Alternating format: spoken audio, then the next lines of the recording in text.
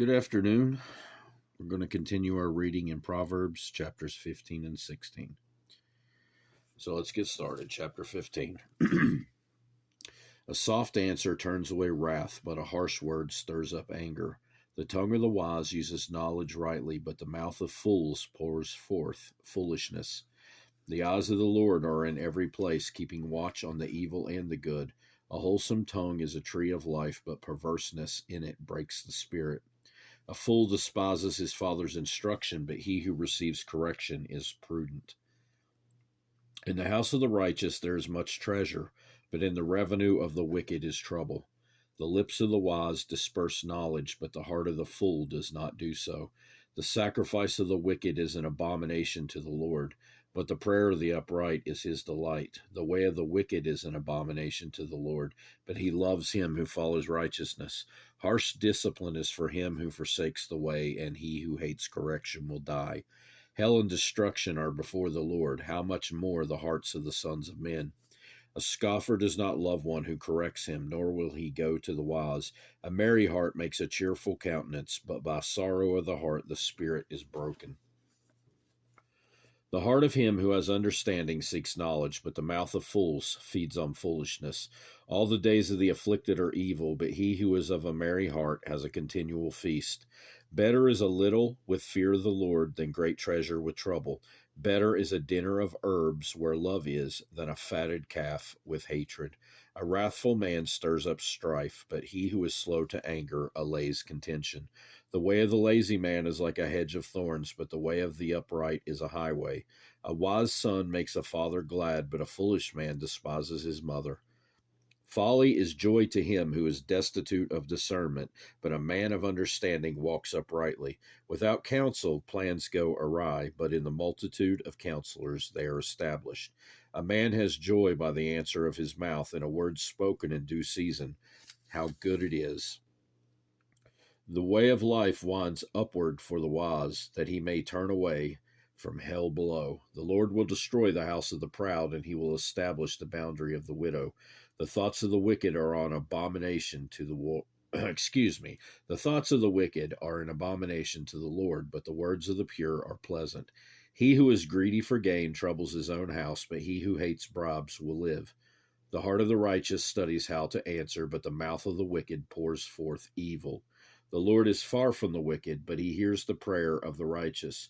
The light of the eyes rejoices the heart, and a good report makes the bones healthy. The ear that hears the rebukes of life will abide among the wise. He who disdains instruction despises his own soul, but he who heeds a rebuke gets understanding.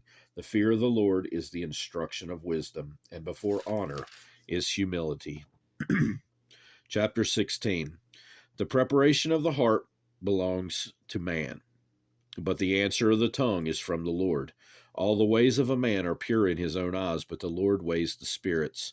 Commit your works to the Lord, and your thoughts will be established. The Lord has made all for himself, yes, even the wicked for the day of doom. Everyone proud in heart is an abomination to the Lord. Though they join forces, none will go unpunished. In mercy and truth, atonement is provided for iniquity, and by the fear of the Lord one departs from evil. When a man's ways please the Lord, he makes even his enemies to be at peace with him. Better is a little with righteousness than vast revenues without justice. A man's heart plans his way, but the Lord directs his steps. Divination is on the lips of the king. His mouth must not transgress in judgment. Honest weights and scales are the Lord's. All the weights in the bag are his work. It is an abomination for kings to commit wickedness, for a throne is established by righteousness. Righteous lips are the delight of kings, and they love him who speaks what is right.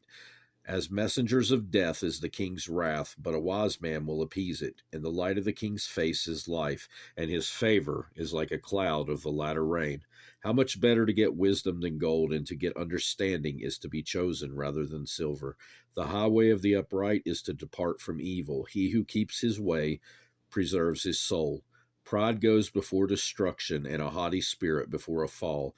Better to be a humble spirit with the lowly than to divide the spoil with the proud. He who heeds the word wisely will find good, and whoever trusts in the Lord, happy is he. The wise in heart will be called prudent, and sweetness of the lips increase learning. Understanding is a wellspring of life to him who has it, but the correction of fools is folly. The heart of the wise teaches his mouth and adds learning to his lips. Pleasant words are like a excuse me. Pleasant words are like a honeycomb, sweetness to the soul and health to the bones. There is a way that seems right to a man, but its end is the way of death.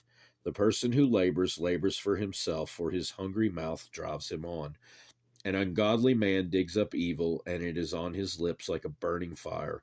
A perverse man sows strife, and a whisperer separates the best of friends.